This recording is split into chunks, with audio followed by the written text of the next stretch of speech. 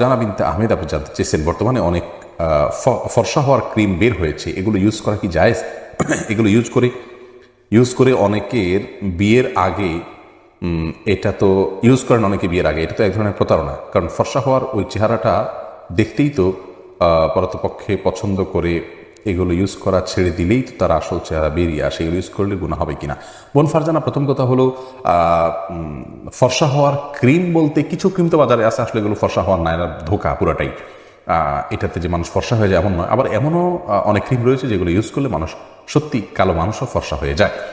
আর এগুলো ব্যবহার করা উচিত নয়। প্রথম কথা হলো যে লা তাবদীলা লিখালকিল্লাহ, আল্লাহর সৃষ্টিতে মৌলিক পরিবর্তন আনা, এটা ইসলামী শরিয়ার দৃষ্টিকোণ থেকে জায়েজ নয়। এটা হলো আল্লাহ রাব্বুল আলামিনের যে ফয়সালা, আল্লাহর যে কাজা, সেটা করে অসন্তুষ্টির শামিল। অথচ রেদা বিল কাদা এটা ঈমানের গুরুত্বপূর্ণ একটা পার্ট। আল্লাহ রাব্বুল আলামিন আপনার জন্য, আমার জন্য যে ফয়সলা করলেন, সেই ফয়সলাকে আমি কতটা মেনে নিলাম, এটি কিন্তু একটা ঈমানের পরীক্ষা।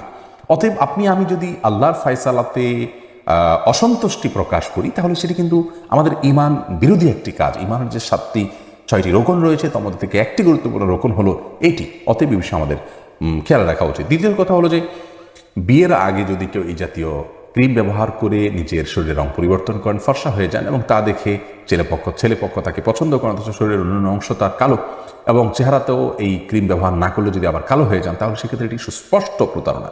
আর রাসূল আকরাম সাল্লাল্লাহু আলাইহি সাল্লাম বলেছেন, মান গাশশা ফালাইসা মিন্না, মান গাশশানা ফালাইসা মিন্না, যে ব্যক্তি আমার উম্মতের কোনো সদস্যকে কাউকে প্রতারিত করে, ধোঁকা দেয়, সে আমার উম্মত হতে পারে না। অতএব এ ধরনের ফর্সা হওয়ার ক্রিম ব্যবহার করা আমাদের মা বোনদের জন্য কোনো অবস্থাতে জায়েজ নাই, এবং এটি আমাদের পরিহার করা উচিত।